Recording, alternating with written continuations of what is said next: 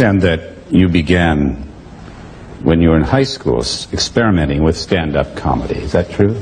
Yeah, I did stand up for about a year and a half in Los Angeles while in between sort of the end of high school and before I came to Juilliard. And I started out doing impressions. That was kind of the thing that sort of was my entree in. Mm-hmm. We come now to what, for me, is one of the most sacred moments of these evenings.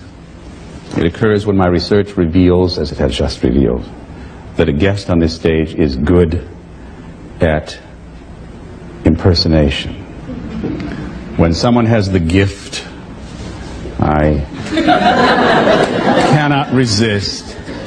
I am told that you are so adept at it.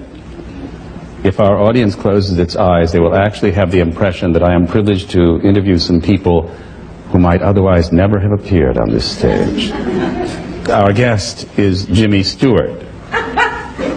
And Mr. Stewart, generations of actors have admired your naturalism and your simplicity. Now, is that just Jimmy Stewart, or is it Jimmy Stewart playing a kind of Jimmy Stewart?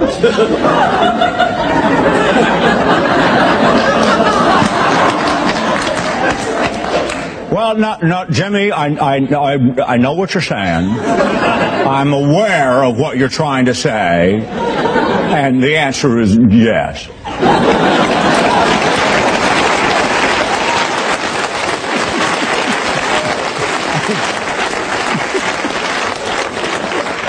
You can all testify now to the fact that I have interviewed Jimmy Stewart. Now, here I am. This is, after all, a kind of interview show, a talk show. And, Johnny, you reigned for years as king of talk show hosts. Well, now we're talking. What was the secret of your success?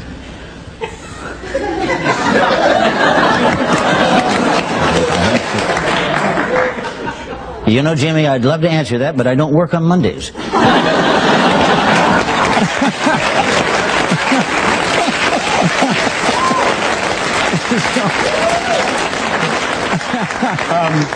Now, I understand that you have conducted a long correspondence with Kevin Spacey, and that he approached you once, Miss Hepburn. And I would like to know whether what's that story? Have you actually corresponded? What do you write? He is a stalker.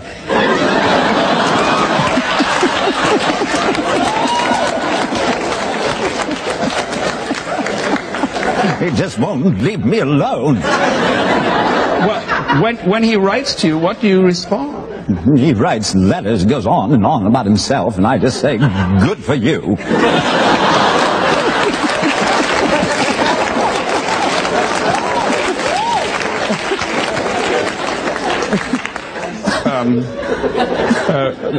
I would like to ask you, please, because you are a very good director as well as a wonderful actor, Mr. Eastwood.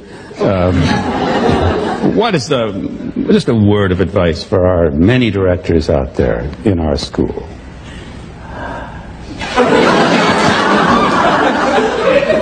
Well, I'd say get it done by 4 so you can hit the links. Mr. Gielgud, am I on the right track? Mr. Gielgud, American actors envy your impeccable diction. How did you acquire it? No, went to school, you know, trained for years and years.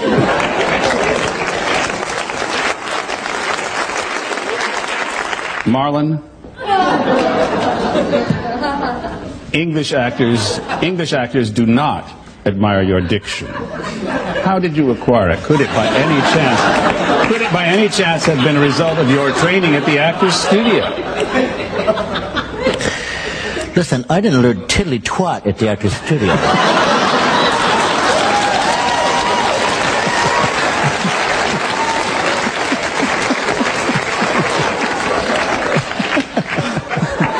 And frankly, I'm just sick and tired of all you cats just living off my name forever. So leave me alone and bring me the Doritos, would you?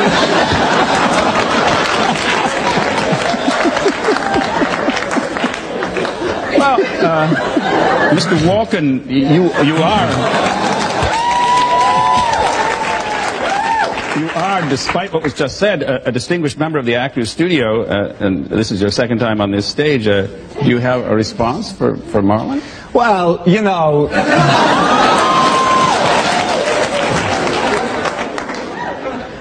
he's just stoned, you know. You gotta forgive him, you know. He's crazy that way. I'm going to call on another member of the Actors Studio, distinguished member of the Actors Studio, to respond. Mr. Pacino. You've already been immortalized by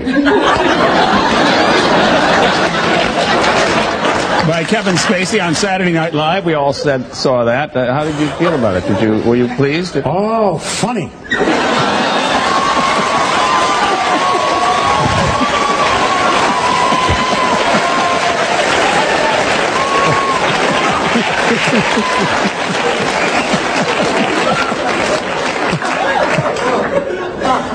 Didn't bother you at all?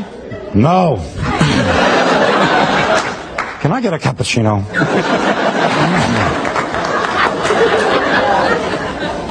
I know that, like so many of our students who remember your evening here on the stage with us,